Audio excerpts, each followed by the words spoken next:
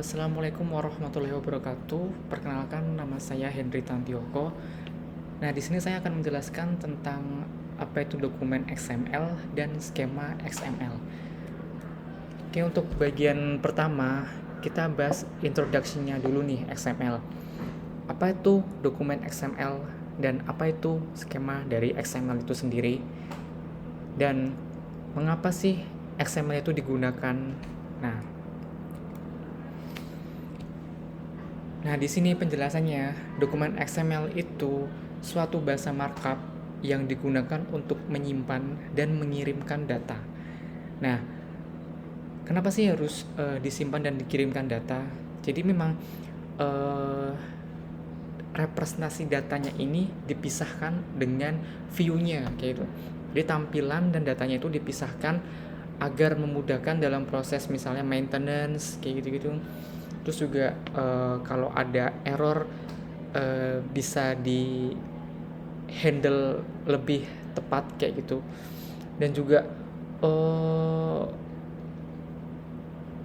pengimplementasinya pun jadi lebih mudah gitu dengan memisahkan antara view-nya dan datanya. Sebenarnya XML ini juga sama seperti JSON kayak gitu. Jadi ada data terstruktur kayak gitu yang diambil dari database. Jadi disimpan, kemudian bisa mengirimkan data itu sesuai request dari si pengguna, si user itu. Nah, XML itu sendiri singkatan dari Extensible Markup Language. Nah, dokumen XML ini terdiri dari beberapa objek, yaitu elemen, atribut, dan teksnya. Nah, ini merupakan contoh dari dokumen XML. Nah, ini ada note, ini seperti email ya. To-nya dia ke siapa, from-nya ke siapa, heading-nya apa, terus isi dari emailnya itu apa. Nah, ini sebenarnya tag-nya itu dia seperti HTML, tapi dia merupakan representasi dari data itu sendiri. Nah, jadi sebenarnya dokumen XML ini bisa di-convert ke JSON ataupun sebaliknya. Jadi memang tujuannya itu untuk sama. Tujuannya itu sama untuk merepresentasikan data yang terstruktur seperti itu. Nah, ini contoh dokumen XML seperti ini, dan saya juga sebenarnya sudah membuat contoh lagi gitu kan ya. Contoh di mana ada data tentang list kandidat ya, mungkin ini list kandidat untuk HR ya. Dari HR ada beberapa kandidat, mungkin strukturnya itu ada nomornya, namanya, asalnya dari mana, universitasnya mana, dan keahliannya itu apa aja. Nah, ini pun dari keahliannya kan ada 3 ya. Ini bertindak sebagai array gitu ya. Array karena dia mempunyai keahlian yang lebih dari satu. Seperti itu. Nah, sebenarnya ini pun kalau di-convert ke dalam bentuk JSON itu bisa ya. Misal convert XML to JSON. Nah, kita copy di sini. Nah, ini sebenarnya tampilan dari si JSON-nya sendiri. Nah, ada list kandidat, isinya apa aja sih? Objek yang pertama dia ini elemen pertama ya. Elemen pertama ada nomor 1 dengan nama Henry Tantioko. Kemudian elemen kedua keahliannya apa aja, dan elemen ketiga apa aja. Nah, sebenarnya ini sama untuk yang XML ke JSON-nya ini, atau JSON ke XML pun juga bisa seperti itu.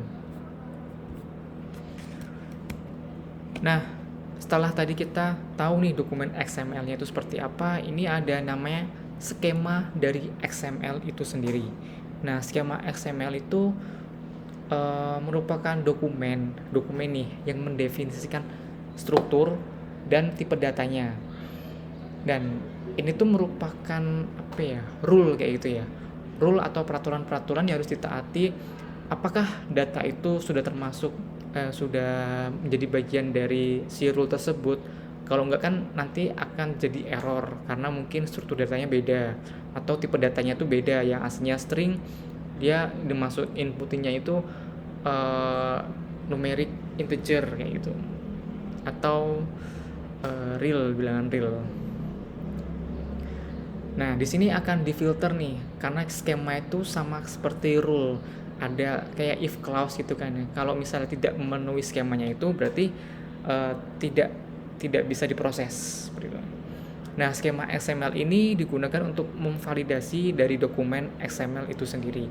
Dan skema XML ditulis dalam bahasa XML skema. Nah, ini contoh dari skema XML.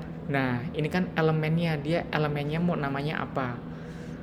Nah, ini penamaan aja sih. Ini akan menggambarkan apa. Kalau tadi saya yang data yang mahasiswa ini lebih ke mungkin job seeker mungkin ya. Namanya job seeker, pencari kerjaan itu kandidatnya siapa aja. Nah, di sini didefinisikan tipenya itu kompleks. Nah, terus sequence. Jadi nanti datanya tidak hanya satu, mungkin bisa lebih dari satu, seperti itu. Sequence ada variable to, variable from. Kalau direpresentasikan ke XML tadi ini berubah jadi taggingnya, dan tipe datanya didefinisikan di dalam skema XML. Sama kayak HTML, ada tag pembuka, ada tag penutup. Nah, seperti itu. Nah, apa sih keuntungan penggunaan skema XML? Jadi di sini ada validasi dokumen XML untuk memastikan konsistensi dan keakuratan dari data.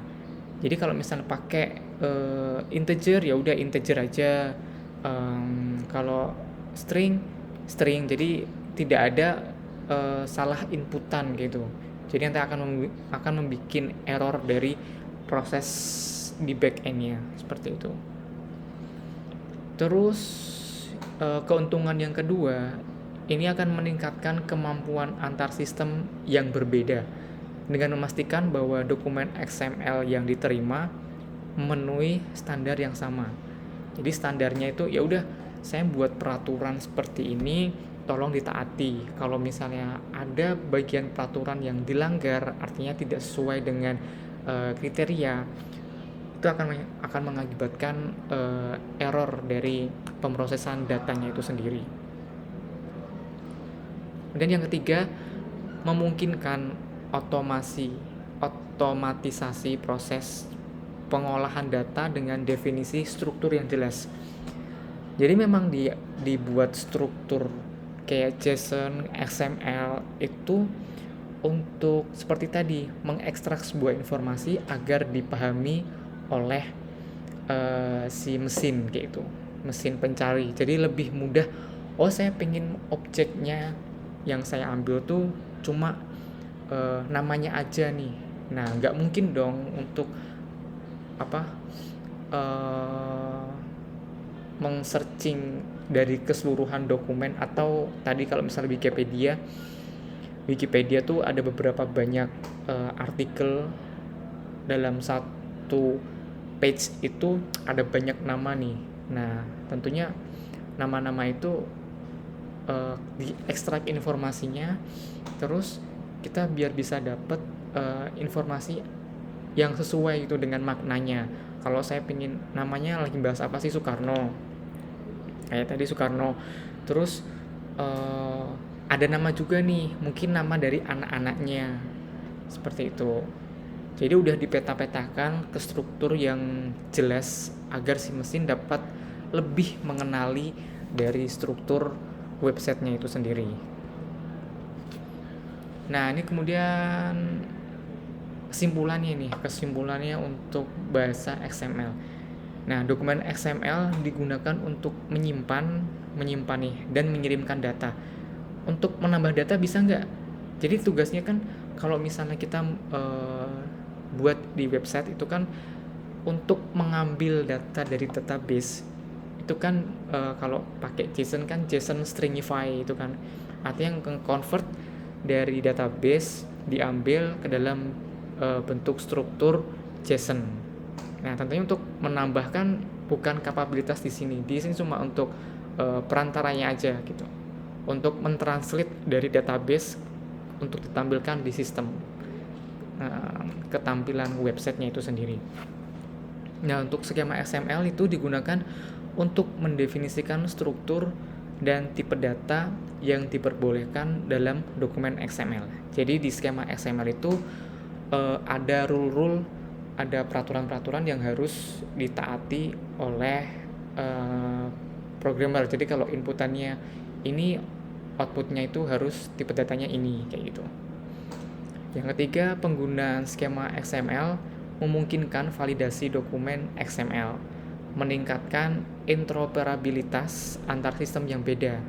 Ya ini jadi memang untuk meningkatkan, tadi kan lebih ke link data kan. Link data itu keterhubungan antar data. Nah, ini juga antar sistem yang berbeda itu nantinya untuk proses validasinya itu lebih mudah gitu di sistem yang berbeda. Kemudian yang terakhir itu tentang memungkinkan otomatisasi proses dari pengolahan data itu sendiri. Nah, jadi memang kalau setelah pembahasan dari XML ini nanti ada yang nama XPath atau XPath. Itu path itu nantinya akan bisa dijalankan web secara otomatis menggunakan script yang udah ditanam ke dalam web itu sendiri. Seperti itu. Baik, itu saja mungkin dari penjelasan tentang XML. Wassalamualaikum warahmatullahi wabarakatuh.